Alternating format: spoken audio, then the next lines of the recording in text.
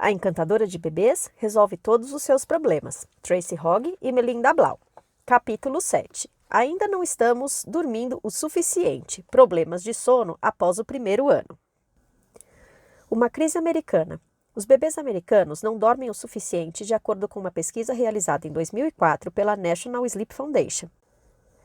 Embora a pesquisa tenha estudado do nascimento até a adolescência, vamos nos concentrar nas crianças pequenas, de 12 a 35 meses de idade. Lendo nas entrelinhas, é fácil ver como as descobertas destacam a importância de ensinar nossos filhos a dormir e ter um sono contínuo. 1. Os problemas de sono persistem além da primeira infância. Os bebês e seus pais não são os únicos seres humanos privados de sono em nossa cultura. 63% das crianças pequenas têm problemas associados ao sono. Os problemas incluem adiar a hora de dormir, resistir para dormir ou estar super cansada durante o dia, pelo menos alguns dias ou noites por semana. Quase metade das crianças pequenas acorda pelo menos uma vez por noite, 10% acordam várias vezes e a cada vez ficam acordadas por, em média, 20 minutos. E cerca de 10% ficam acordadas por 45 minutos ou mais. 2. A maioria dos bebês e crianças pequenas vai para a cama muito tarde. Em média, o horário de dormir para os bebês, nascimento até 11 meses, é às 9h11 da noite e para as crianças pequenas é às 8h55 da noite. Quase metade das crianças pequenas só está na cama depois das 21 horas.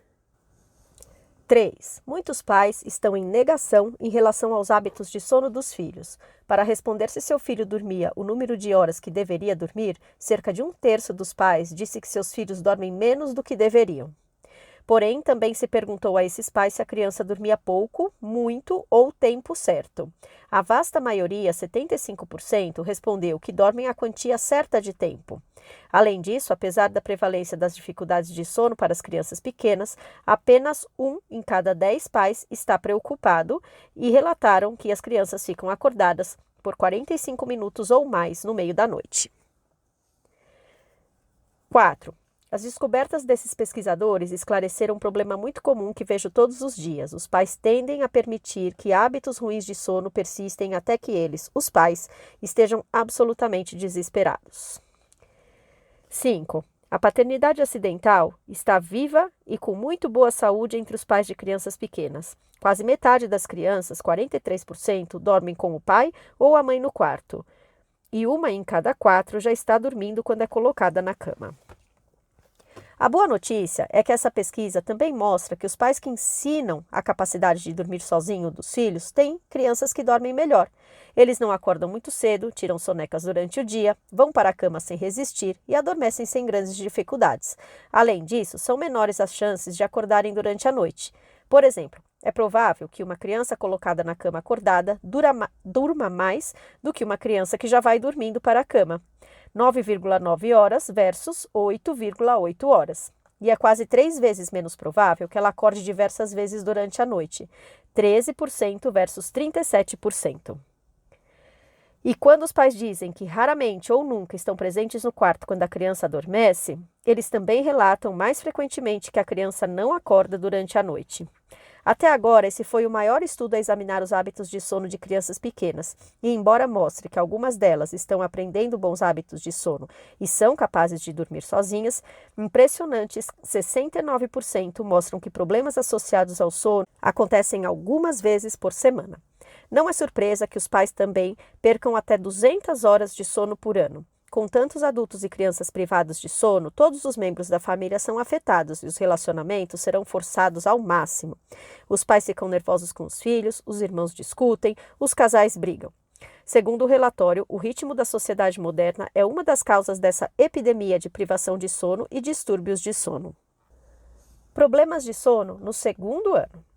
As mudanças no desenvolvimento e a crescente sensação de independência são responsáveis por alguns problemas de sono no segundo ano de vida da criança. Portanto, sempre que uma mãe me diz que o sono diurno ou noturno está descontrolado, eu pergunto: ele está andando? Está falando? O bebê aprende a andar logo após o primeiro aniversário. E mesmo os que aprendem a andar mais tarde já têm uma significativa força nas pernas. Como expliquei, Essa nova conquista física pode afetar também durante o descanso, principalmente na época das primeiras tentativas de dar os passos. Algumas crianças levantam-se durante o sono e caminham perto do berço. Então, elas acordam e não sabem como foram parar ali e nem como voltar para o berço. Além disso, os espasmos musculares e a sensação de estar caindo também pode acordar a criança. Eu não recomendo permitir que seu filho veja TV ou vídeo, pois esses meios de comunicação o superestimulam ou deixam imagens perturbadoras em suas mentes. No primeiro ano, o tempo do sono REM diminui para cerca de 35%, mas a criança menor ainda sonha muito. Embora elas possam ter pesadelos, como replays de momentos assustadores, é mais comum que elas tenham o terror noturno, que é menos parecido com um pesadelo e mais como um esforço físico e a estimulação. As crianças recriam esses momentos durante o sono. Também precisamos levar em consideração o restante da família. Tem irmãos mais velhos que o provocam? Quando a criança começa a andar, os irmãos mais velhos adoram atormentar, por brincadeira, claro, mas isso pode realmente perturbar a criança e fazer com que ela acorde durante a noite. Quando uma criança que antes dormia bem começa a ter problemas de sono nessa idade, eu também procuro dar dicas sobre a saúde ou o ambiente. Você mudou a rotina da casa? Os dentes estão nascendo? Você começou novas atividades? A criança ficou doente recentemente? Você começou um novo grupo de brincadeiras? Houve alguma mudança na vida de outros membros da família, como por exemplo trabalho, saúde e disponibilidade?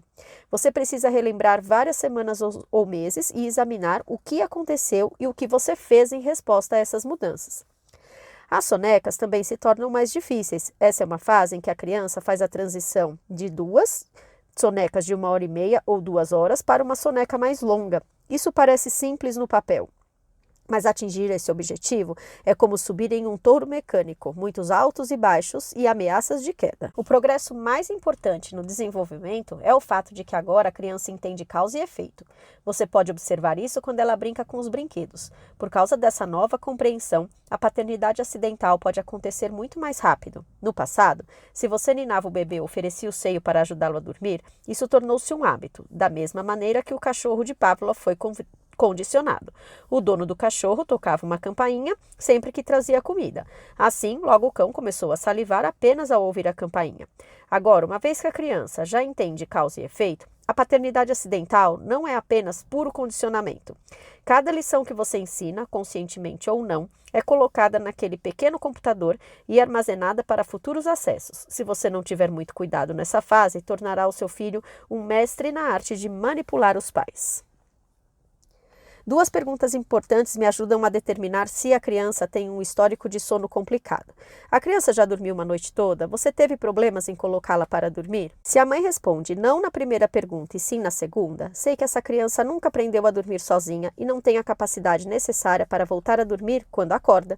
Então eu preciso entrar em detalhes e descobrir quais tipos de acessórios pais têm usado por meio de uma série de perguntas como: como você a coloca para dormir agora? Onde ela dorme? Você ainda amamenta? Nesse caso, utiliza a mamada como forma de colocá-la para dormir? Você fica com dó quando chora à noite? Vai correndo até o quarto dela? Você traz para a sua cama? Quando ela era menor, você conseguia sair do quarto antes que estivesse dormindo profundamente? Quanto duram as sonecas diurnas e onde ela as tira? Você já experimentou o método do choro controlado? Todos esses tipos de pergunta me ajudam a analisar o grau da paternidade acidental. Por que as crianças gritam durante o sono? O que é um pesadelo? Uma experiência psicológica que ocorre durante o sono REM e é o proverbial mau sonho, no qual a criança revive uma emoção desagradável ou um trauma anterior. No terror noturno, o denominado despertar confuso em crianças pequenas, o verdadeiro terror noturno ocorre na adolescência e é raro. É uma explicação fisiológica, como o sonambulismo. Em vez de fazer a transição normal entre o sono profundo e o REM, a criança fica presa entre essas 2 fases. O corpo está ativo, mas a mente não. Quando acontece o pesadelo? Geralmente na segunda metade da noite, quando o sono REM está mais concentrado. Quando acontece o terror noturno? Geralmente nas primeiras 2 ou 3 horas de sono, primeiro terço da noite. Qual é o som e a aparência da criança no pesadelo? A criança acorda gritando, mas está consciente quando você chega ao berço. Já no terror noturno, começa com um grito alto. A criança abre os olhos, tem o corpo rígido e possivelmente está suando frio, com o rosto ruborizado. Ela pode não reconhecê-la quando você entra no quarto e às vezes não se lembra de mais nada mais tarde. O que fazer quando isso acontece? Conforte e acalme a criança no pesadelo e encoraje a falar sobre o sonho se ela lembrar. Não minimize o medo, o sonho parecia real para ela. Já no terror noturno, não a acorde. Isso sempre prolonga o episódio, que em geral dura cerca de 10 minutos, mas pode durar 1 minuto ou até 40. Isso é mais assustador para você do que para o bebê. Portanto, tente relaxar e alivie a situação oferecendo apenas reafirmações verbais. Evite que ele bata nos móveis. Como evitar futuros episódios de pesadelo?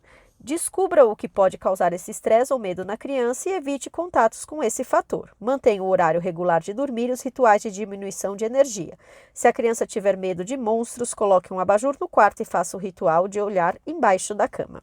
Já no terror noturno, tente manter uma rotina consistente e evite deixar a criança super cansada. Se esses episódios ocorrerem com frequência ou se houver tendência ao sonambulismo, converse com o pediatra ou consulte um especialista em sono. Fazendo a transição do berço para a cama. Não se apresse, tente esperar até a criança ter pelo menos 2 anos. Mas também não aguarde muito tempo se está esperando outro filho. Comece o processo pelo menos 3 meses antes do nascimento do novo bebê. Converse sobre a transição e envolva a criança no processo. Acho que chegou a hora de você ter uma cama como a da mamãe e do papai. Que tal escolher seus lençóis?